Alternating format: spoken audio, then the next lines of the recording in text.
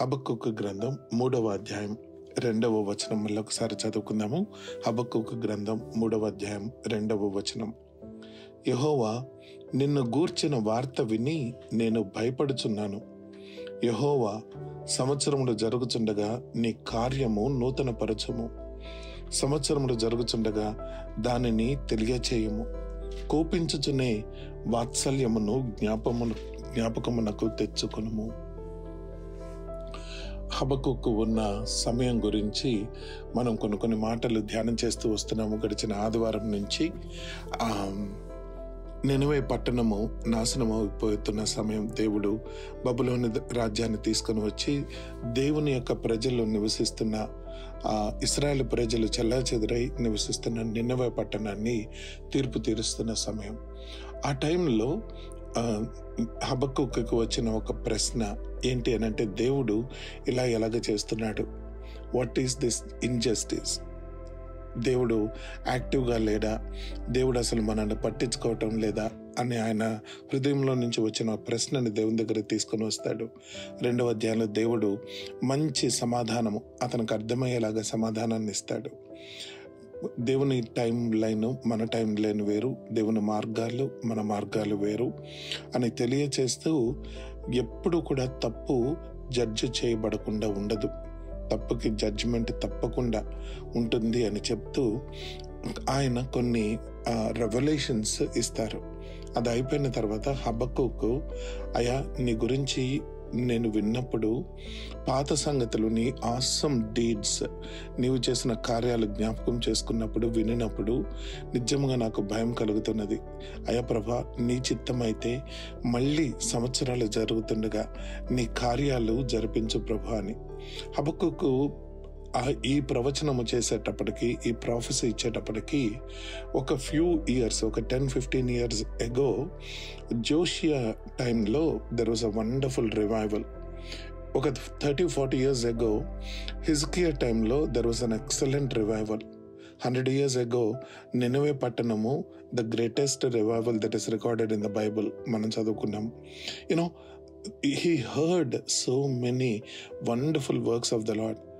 ఎప్పుడైతే దేవుని ప్రజలు దేవుని నుంచి దూరంగా వెళ్ళిపోతారో, దేవుని ప్రేమ దేవుని ప్రజల్లో చల్లారిపోతూ ఉంటుందో, దేవుడు టైం టు టైం, అది మనము ఆది కాండంలో కూడా చూస్తాము, నిర్గమకాండంలో చూస్తాము, న్యాయాధిపతుల దగ్గరకు వచ్చేటప్పటికి మళ్ళీ చాలాసార్లు మనము 8 సార్లు మనము గమనిస్తాం. 8 సార్లు దేవుని ప్రజలు ప్రభు దగ్గరకు వచ్చి మొరపెట్టుకోవటము, దేవుడు వాళ్ళని క్షమించి వాళ్ళని రివైవ్ చేయటము, కొన్ని రోజులు పోయాక వాళ్ళు చల్లబడి మళ్ళీ దేవునికి దూరంగా వెళ్ళటము, దేవునికి నచ్చని పనులు వారు చేయటము, వారికి ఇష్టం వచ్చినట్లు వారు జీవించటము, దేవుడు వారి జీవితంలో ఏదో ఒక చిన్న కష్టము నష్టము ఏదో ఒకటి అలౌ చేయటము. అలా అలౌ చేసిన పరిస్థితుల్లో మళ్ళీ వాళ్ళు దేవునికి మొరపెట్టడం. You see this continuously all the time. అయితే ఎప్పుడు మనము గమనించిన దేవుని ప్రజలలాగా చల్లారిపోయి దేవునికి దూరంగా వెళ్తున్నప్పుడు, God will always choose one single human being. న్యాయాధిపతులు, గాడ్ రైజ్డ్ ఎ జడ్జ్ అని చూస్తాం మనం. Not multiple judges, a judge all the time. You know, హిజ్కియా అప్పుడు ఇట్ వాజ్ వన్ హిజ్కియా, వన్ జోషియా, వన్ జోనా. ఎప్పుడైనా సరే ప్రభువు ఒక వ్యక్తిని ఆయన ఎంచుకుంటారు. ఆ ఒక వ్యక్తిలో అసంతృప్తి, ఆ ఒక వ్యక్తిలో భారము, ఆ ఒక వ్యక్తిలో ఒక దర్శనము, ఆ ఒక వ్యక్తిలో ఒక డిజైర్, ప్యాషనెట్ డిజైర్ ఆయన కలుగజేస్తారు. నెహెమ్యా దగ్గరకు వచ్చిన, ఎజ్రా దగ్గరకు వచ్చిన, మనము మొర్దెకై దగ్గరకు వచ్చిన, you see these are the wonderful revivals that happen in the Bible. You know, it always begins with one single person. అయితే అక్కడితో ఆగకుండా ఆ వన్ సింగిల్ పర్సన్కి ఇచ్చిన vision, when it is spread, Lord will give him a group of people that will support and that will help his vision. ఆ దర్శనానికి తగినట్లుగా, ఆ దర్శనాన్ని దేవుడిచ్చిన భారముతో అతన్ని చెప్పడం మొదలు పెట్టినప్పుడు, దేవుడు ప్రజలను ఇస్తాడు. దేవుడు అనేక మంది ప్రజలను, సహాయాన్ని పంపిస్తాడు. Now it becomes a band of people. Through those small band of people, the wonder working miracles happen, the revivals happen. That's what we read, the pattern all across the Bible. ఇప్పుడు మనం ఒకసారి సంఘంలోనికి వస్తే, ప్రభువు ఒక మనిషి, యేసు ప్రభువుని ఆయన ఏర్పరచుకున్నారు. ఇశ్రాయేలు ప్రజలు బాగా చల్లబడిపోయారు. ఇంకా 400 సంవత్సరాలు దేవుని యొక్క వాక్యమే లేకుండా వాళ్ళందరూ కూడాను వాళ్ళు ఇష్టం వచ్చినట్లు జీవిస్తూ ఉన్నారు. మతం ఉన్నది, మత ప్రచారం ఉన్నది, కానీ దేవునితో సత్యమైన సంబంధము, మంచి సహవాసం కలిగిన సంబంధం లేకుండా వాళ్ళు జీవిస్తూ ఉన్నారు. చీకటిలో నివసిస్తున్న ప్రజలకు ఒక వెలుగు కలిగింది. ప్రభువు భూమి మీదకి వచ్చారు. ప్రభువుని బట్టి ఒక మ్యాన్ లాగా, ఒక హ్యూమన్ బీయింగ్ లాగా ఆయన వచ్చారు. తర్వాత 3.5 సంవత్సరాలలో ఆయనకి ఒక 120 మంది శిష్యులు ఏర్పడతారు. ఆయన చనిపోయి తిరిగి లేచేటప్పటికి 12 మంది శిష్యులు, నాలో ఒకడు వెళ్ళిపోతాడు, 11 మంది అపోస్తలు. మళ్ళీ ఆ రోజు పెంతెకొస్తు దినాన మొత్తము 120 మంది ఉంటారు. ప్రభు యొక్క పునరుద్ధానాన్ని చూసి, ప్రభు యొక్క బ్యాప్టిజం నుంచి పునరుద్ధానం వరకు ఉన్న వాళ్ళు చాలా మంది ఉంటారు. ఆ 120 మంది తర్వాత లోకాన్ని తలకిందులు చేసేవాళ్ళుగా మారిపోయారు. ఇప్పుడు మనము చరిత్రలోనికి వస్తే, ఈరోజు కూడాను క్రైస్తవ చరిత్ర, క్రిస్టియన్ హిస్టరీ చూద్దాము అని అనుకున్నాము. క్యాథలిక్ చర్చ్ టైంలో కాంప్రమైజ్ మొదలయ్యి, ఆ కాంప్రమైజ్ కరప్షన్లోనికి వెళ్ళి, ఆ కరప్షన్ ఒక డెడ్ చర్చ్ లాగా మారిపోయింది. అందుకని మిడివల్ చర్చ్ పీరియడ్ని డార్క్ చర్చ్ పీరియడ్ అని అంటారు అని మనం చూసాము. పోప్ దేవుని మాటల్లాగా పోప్ మాటలు ఉంటాయి, పోప్ ఏ తప్పు చేయలేడు అని మొదలుపెట్టిన వాళ్ళు పోప్ అనేక రకాలైన తప్పులు చేయటం మొదలుపెట్టారు. చర్చ్ పాలిటిక్స్లోకి ఎంటర్ అయిపోయింది. మళ్ళీ రిలీక్స్ అమ్మటం, డబ్బులు చేసుకోవటం మొదలుపెట్టారు. ఇంటెలిజెన్స్ సర్టిఫికేట్స్ అమ్మటం మొదలుపెట్టారు. డాక్ట్రిన్ని మార్చేసారు. ఇన్ఫెంట్ బ్యాప్టిజం అని, లేదంటే ట్రాన్స్ సబ్స్టాన్షియేషన్ అని, ఇలాగా మళ్ళీ worshipping or praying to the human beings, whether it is mother of the Lord Jesus Christ, Mary కానివ్వండి, లేదంటే సెయింట్స్ కానివ్వండి, బీటిఫికేషన్ చేస్తారు, సెయింట్ అంటారు. వాళ్ళు పూజించడం కానివ్వండి, ప్రార్థించడం కానివ్వండి, డాక్ట్రిన్ బాగా వాళ్ళు ఇష్టం వచ్చినట్టు వాళ్ళు మలుచుకొని సాధారణమైన వ్యక్తులకు, సిటిజన్స్కి బైబిల్ అందుబాటులో లేకుండా, ఇంగ్లీష్ మాట్లాడే వారికి సైతము లాటిన్లో బైబిల్ లాటిన్లో ఉండేది, ఇంగ్లీష్ బైబిల్ లేదు. ఒరిజినల్ గ్రీక్, హీబ్రూ మేన్యుస్క్రిప్ట్స్ నుంచి మొత్తం హోల్ బైబిల్ని లాటిన్లోకి ట్రాన్స్లేట్ చేశారు. ఆ లాటిన్ వల్గేటే వాళ్ళు వాడేవారు అనమాట. అది కూడాను ఓన్లీ పాస్టర్స్ దగ్గర, ప్రీస్ట్ దగ్గర మాత్రమే ఉండేది, కామన్ మ్యాన్కి అందుబాటులో ఉండేది కాదు. ఇలాంటి టైంలో, బాగా డార్క్నెస్తో ఉండిపోయిన టైంలో, Lord raised one wonderful man of God, John Wycliffe. దేవుడు ఆయన్ని ప్రేరేపించి, ఆయన యొక్క దర్శనము, ఆయన యొక్క బర్డన్ కొద్దిమందితో షేర్ చేసినప్పుడు లోలార్డ్స్ రిఫర్మేషన్ మొదలైంది అని మనం నేర్చుకున్నాం. లోలార్డ్ రిఫర్మేషన్ అది ఎంతగా ప్రబలింది అని అంటే, ఆ టైంలో 1382 ఆ టైంలో లోలార్డ్ బాగా, అంటే చాలా ఎక్కువగా ప్రబలింది. అయితే దాని నుంచి వచ్చిన ఒక వ్యక్తి జాన్ హస్ అని అనుకున్నాము కదా. జాన్ హస్ నుంచి లోలార్డ్ రిఫర్మేషన్ మొదలైంది. ఈ విషయాలు మనం మాట్లాడుకున్నాం. ఈరోజు ఆ లోలార్డ్ రిఫర్మేషన్ తర్వాత అనేక మంది, అంటే అప్పటి వరకు ఒక చోట ఉండిపోయిన క్రైస్తవత్వము ఇప్పుడు ఇంగ్లీష్ బైబిల్స్ వచ్చి వాళ్ళ చేతులతోటి ఆ బైబిల్స్ని డూప్లికేట్ చేసి కామన్ మ్యాన్కి పంచడం మొదలుపెట్టిన తర్వాత, డిఫరెంట్ కాంటినెంట్స్లో, డిఫరెంట్ కంట్రీస్లో డిఫరెంట్ పీపుల్ని దేవుడు ఏర్పరచుకున్నాడు. డిఫరెంట్ పీపుల్ని దేవుడు ఏర్పరచుకున్నాడు.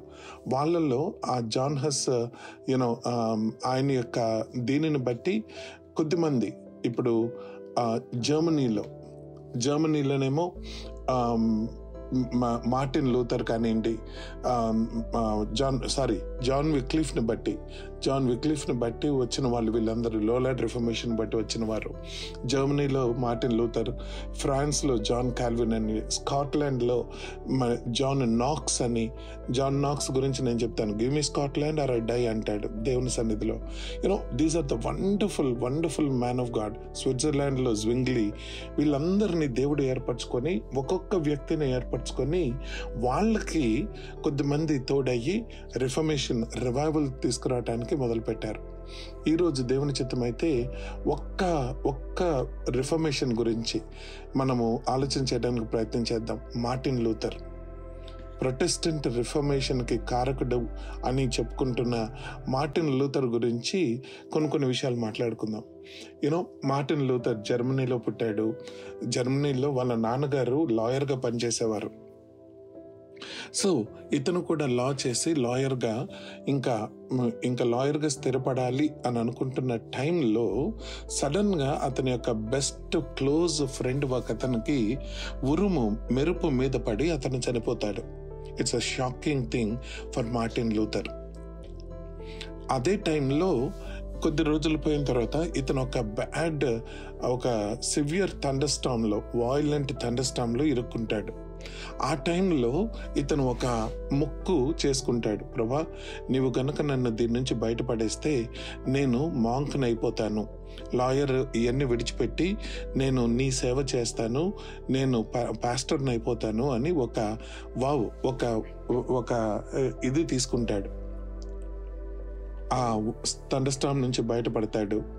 ఆ ఫ్రెండ్ మరణము, ఈ థండర్స్టార్మ్ అతని జీవితంలో ఈ దిశను మార్చింది. అతను వెళ్ళి ఒక మానిస్ట్రీలో జాయిన్ అవుతాడు. అప్పటిదాకా అతనుకున్న అభిప్రాయం, మానిస్ట్రీలు అంటే చాలా పవిత్రమైన స్థలాలు ఇవి, అక్కడ దేవుని సేవకులు చాలా పవిత్రంగా ఉంటారు అని ఒక అభిప్రాయంతో జీవించేవాడు. కానీ ఎప్పుడైతే మానిస్ట్రీలోకి వెళ్ళాడో అతని ఎక్స్పెక్టేషన్స్, అతని ఐడియా అంతా కూడాను మారిపోయింది. ఎందుకనంటే అప్పటి వరకు బయట కనిపించే ఫసాడ్ అంటాం కదా, బయట కనిపించే మతము లోపల మానిస్ట్రీలో డిఫరెంట్గా ఉండేది. ఆ ప్రీస్, అక్కడ ఉన్న మాంక్స్, వాళ్ళ పద్ధతులు, వాళ్ళ మాటలు, వాళ్ళు చేసే చేష్టలు ఏది బయటకు రావడానికి వీల్లేదు. లోపల మాత్రము చాలా చాలా మురికి పట్టిన పనులు వాళ్ళు చేసేవారు. ఈ రోజు కూడా ఒక మానిస్ట్రీ ఏదైనా ఉందంటే, నేను పర్సనల్గా స్కూల్లో నేను చదువుతున్నప్పుడు మానిస్ట్రీలోనికి వెళ్ళాను, క్యాథలిక్ మానిస్ట్రీలోనికి. బయట వాళ్ళు కనపడరు, మాంక్స్ బయట వాళ్ళకి కనపడరు. వాళ్ళ లోపల వాళ్ళే ఒక పెద్ద కాంపౌండ్, హై వాల్డ్ కాంపౌండ్స్లో వాళ్ళు ఉంటారు. లోపల ఏమవుతుందో ఎవరికి తెలియదు. లోపల విషయాలు బయటకు రావడానికి వీల్లేదు, బయట వాళ్ళు లోపలికి వెళ్ళడానికి వీల్లేదు. అది మానిస్ట్రీ అంటే. ఎలాగో మొత్తానికి నేను being a Catholic boy in those days, being a child, maybe I got the permission to get in to those monastery. నేను వెళ్ళి చూశాను అనమాట. అప్పట్లో అంటే నేను చూసినప్పుడు ఇంత భయంకరంగా లేదు, కానీ లూథర్ వెళ్ళినప్పుడు ఆ మానిస్ట్రీలో సంగతులు కనీసం బయటికి పబ్లిష్ చేయడానికి వీలు లేనట్టుగా చాలా భయంకరంగా అయిపోయింది. అయినా కూడా అతను అక్కడ కంటిన్యూ చేశాడు. దేవుడికి అతను ఇచ్చిన మొక్కుబడి కంటిన్యూ చేశాడు. కొన్ని రోజులు పోయిన తర్వాత హీ బికేమ్ ఏ ప్రీస్ట్. అక్కడే PhD పూర్తి చేసి he became a doctor of theology, DTH చేశాడు. ఆ టైంలో ఒకసారి ఈ మానిస్ట్రీ పని మీద అతన్ని రోమ్కి పంపించారు. అక్కడ వాళ్ళు పెద్దలు రోమ్కి పంపిస్తే చాలా ఎక్సైటెడ్గా, ఎందుకనంటే పోప్ని కలవబోతున్నాడు, కార్డినల్స్ని చూడబోతున్నాడు. వీళ్ళు ఇక్కడ మానిస్ట్రీలో వాళ్ళందరూ చిన్న చిల్లర పనులు చేసిన ద కెథాలిసిజంకి హెడ్, దైవాంశ సంభూతుడు ఆయన పోప్ని కలవడానికి వెళ్తున్నానని చెప్పి చాలా ఎక్సైటెడ్గా రోమ్లోకి ఎంటర్ అవుతాడు. రోమ్లోకి ఎంటర్ అయితే అక్కడ చూడని పాపము లేదు. అక్కడ జౌస్టింగ్ ఆఫ్ హోర్స్ అని అంటారు. వేశ్యలతోటి గుర్రప ఆటలు ఆడించటము, పబ్లిక్గా నృత్య ప్రదర్శనలు చేపించడము, పిచ్చి పిచ్చి వేషాలు వేయటము, నిన్న మనం చూసుకున్న ఆర్జీస్, పార్టీస్, ఇవన్నీ కూడాను కార్డినల్స్ హౌసెస్లో, పోపరీ పాపసీ హౌసెస్లో జరిగే పనులు. అవన్నీ చూసి బయటకు వచ్చేస్తూ, రోమ్ నుంచి బయటకు వస్తూ అతనిలో తీవ్రమైన అసంతృప్తి నెలకొన్నదనమాట. ఎప్పుడైనా సరే అలాంటి తీవ్రమైన అసంతృప్తి ఉన్నప్పుడు that is the birth of a vision. Remember that my dear brothers and sisters. Current situation మీద, అది మన పర్సనల్ స్పిరిచువల్ లైఫ్ అయినా, మన ఫ్యామిలీ లైఫ్ అయినా, ఏదైనా సరే కరెంట్ సిచ్యువేషన్ మీద మనకి సివియర్ డిస్సాటిస్ఫాక్షన్ ఉంటే that is the sign for the birth of a vision.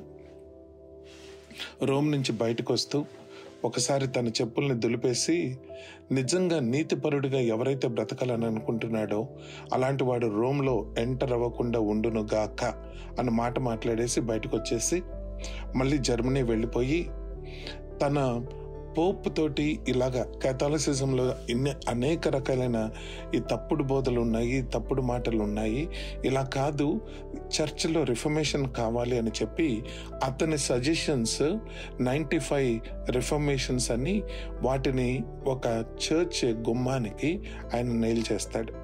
1517 October 31st. That is considered as the birthday of Protestant Reformation. అది ఎంతగా ప్రబలింది అనంటే, ఈరోజు మనము విశ్వాస మూలంగా రక్షించబడుతున్నాము అని ఇలాంటి దేవుని యొక్క వాక్యము మన వరకు వచ్చి, దేవుని యొక్క వాక్యము కామన్ పీపుల్ వరకు వచ్చి వాక్యాన్ని చదువుకొని మనంతట మనము దేవుని గురించి నేర్చుకొని రక్షణ అవసరత ఉందని గ్రహించి దేవునిలో ఎదగటానికి ఇదంతటికి కారణం, దీనంతటికి మొట్టమొదటి స్టెప్ ఎక్కడ పడింది అని అంటే, ఒక వ్యక్తిలో కలిగిన తీవ్ర అసంతృప్తి, దాని నుంచి వచ్చిన విజన్, దాని తర్వాత అతని ప్యాషనేట్ వర్క్. దేవుడు అతనికి సపోర్టింగ్ గా కొద్దిమంది పీపుల్ని ఇచ్చారు. అనేక రకాలైన పర్సిక్యూషన్స్ గుండా వాళ్ళు వెళ్ళారు. ఒకటి కాదు, రెండు కాదు. ప్రొటెస్టెంట్ రిఫర్మేషన్ మొదలైనప్పుడు కేథలిక్ చర్చ్ ఇతన్ని ముందుగా కొనాలని చూశారు. డబ్బులిచ్చి, లంచం ఇచ్చి ఇతన్ని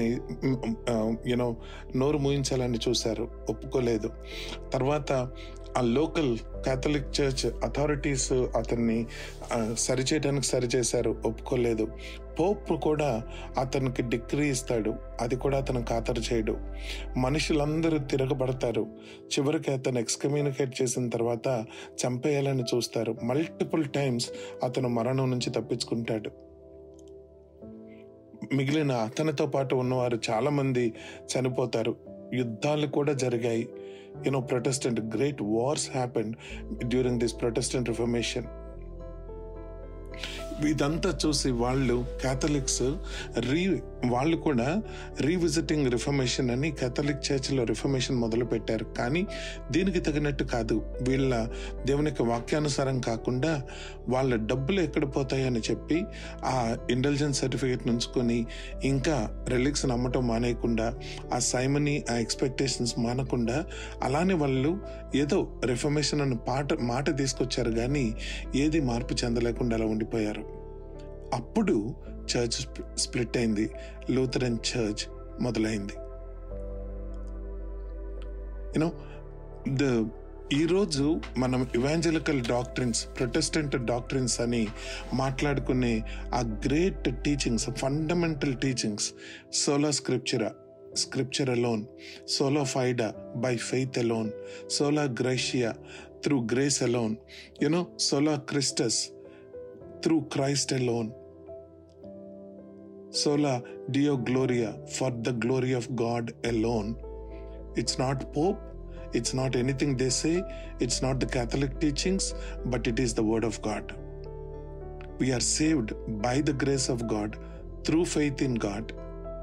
And scriptures are infallible, not what the Pope is telling. ఈరోజు ఇది మనము ఈ వాక్యము దేవుని యొక్క వాక్యము, మనం కృపచేత రక్షించబడ్డాము, విశ్వాస మూలముగా రక్షించబడ్డాము, దేవుని మహిమ కొరకు మనం జీవిస్తున్నాము, క్రీస్తు ఒక్కడే మనకి ఆ తండ్రి దగ్గరికి దారి, I am the way, the life and the truth. ఇవన్నీ మన వరకు మనం చదువుకొని దేవుణ్ణి మహింపరుస్తున్నామని అంటే it was because of that. I just want to mention two small things from the life of this man, Martin Luther. One, ఇందాక మనం అనుకున్నట్లు vision. 2, passion.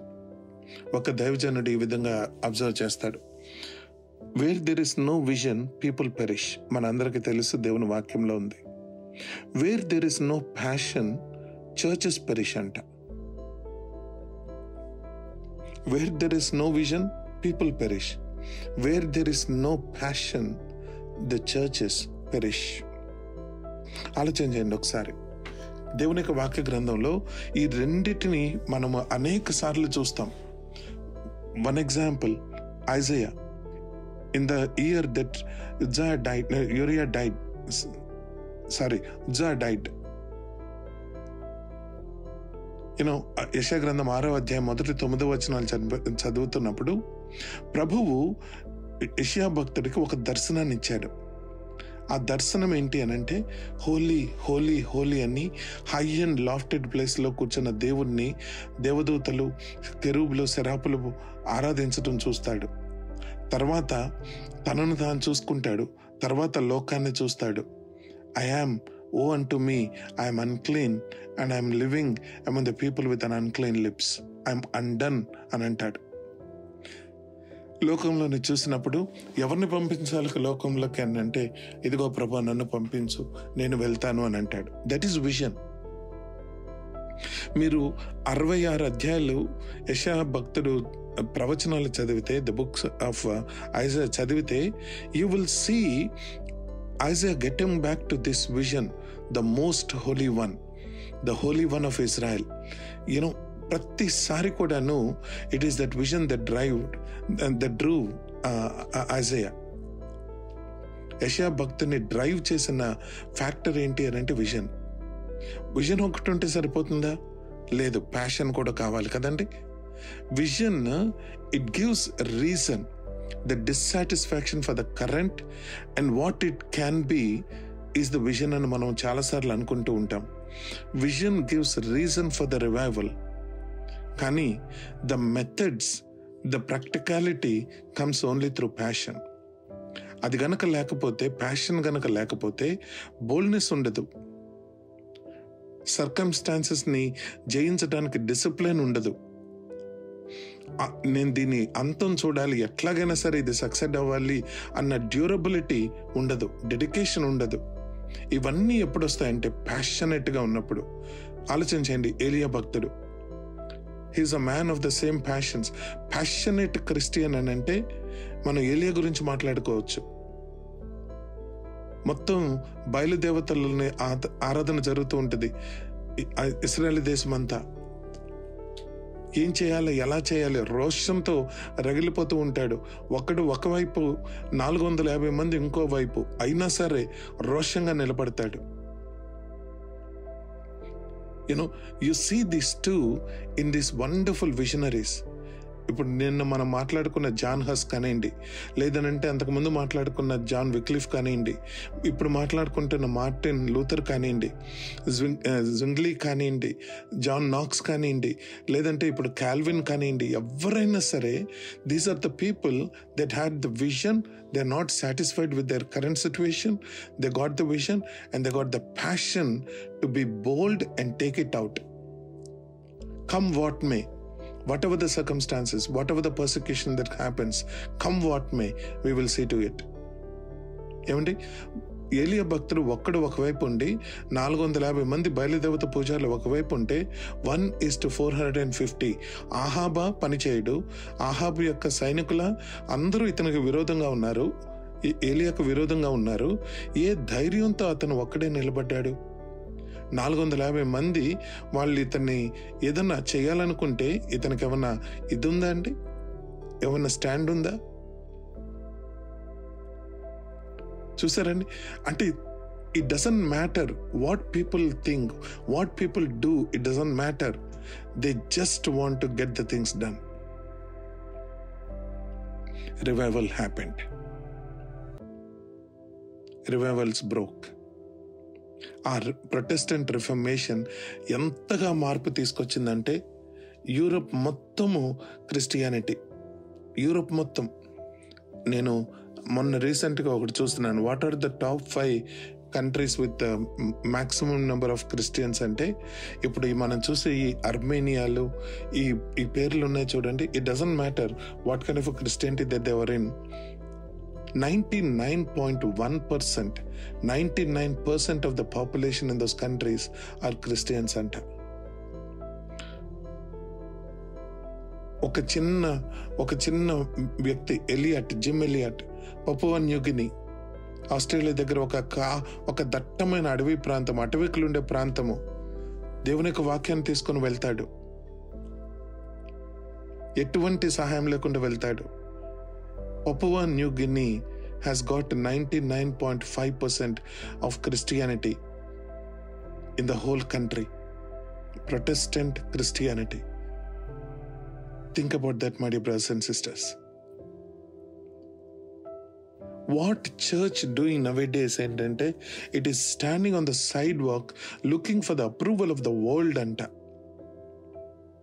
That is a current day church today. Millions and millions of people that don't know the Christ are there all across the world. China, India, ఇప్పుడున్న Europe 3%, ఇప్పుడున్న Europe, ఇప్పుడున్న America, ఇప్పుడున్న London, these are the countries that spread Christianity all across. But there is a need of Christianity right now in these places. How much there is a need for revival nowadays. But where are people like Martin Luther's? Where are people like Elijah's? Where are people like Isaiah's? Why the church has become so cold? This dissatisfaction must be the birth of such a vision and passion. May the Lord bring out of us that vision. May the Lord bring out of us that kind of a passion, Prilara. దేవుని చిత్తమైతే రేపు మనం biblical account ఒకటి చూద్దాము. నేను నిన్న చెప్తున్నట్లు church history accounts కొన్ని చూద్దాము, బిబ్లికల్ అకౌంట్స్ కూడా కొన్ని చూద్దామని. దేవుని చిత్తమైతే రేపు దేవుని యొక్క వాక్య గ్రంథంలో నుంచి ఇంకొక రివైవల్ మనం చూద్దాం. కానీ ప్రియులారా, ఒక్కసారి ఆలోచన చేయండి. తీవ్రమైన అసంతృప్తికి కూడా కలగకుండా దేవుని ప్రజలు, క్రైస్తవులు జీవించేస్తూ ఉన్నారు. ఎంతటి దౌర్భాగ్య పరిస్థితుల్లో మనం ఉన్నాం చూడండి. మన చుట్టూ ప్రభుని ఎరుగనటువంటి వారు ఎంతమంది ఉన్నారు చూడండి. అటువంటి వారందరికీ మనం రుణపడి ఉన్నాము అని దేవుని వాక్యం చెప్తుంది. మనం అప్పు పడి ఉన్నాము. ఆ అప్పుకి దేవుడు లెక్క అడిగితే మనం ఏమైపోతామండి? That severe dissatisfaction led to vision in Martin Luther, and with passion he pursued that vision. Lord gave a wonderful revival and an expansion and the proper growth of the church. దేవుడి వాక్యాన్ని మనందరి జీవితాలలో ఆశీర్వదించును గాక. ఆమేన్. Praise the lord. బాగున్నారా? దేవుడు తన వాక్య గ్రంథం నుంచి నేర్పిస్తున్న సంగతులు, గొప్ప గొప్ప మర్మాలు మీతో పంచుకోవడానికి నేను ఇష్టపడుతూ ఉన్నాను. దయచేసి నా యూట్యూబ్ ఛానల్ని మీరు సబ్స్క్రైబ్ చేసుకుంటే ఇమ్మీడియట్గా మీకు వాక్యం చేరే అవకాశం ఉంటుంది. youtube.com and look for Matthews Vattiprolu అని మీరు రీసెర్చ్ కొట్టినా మీకు దొరుకుతుంది channel. So if you subscribe then it would be easier for us to stay in touch.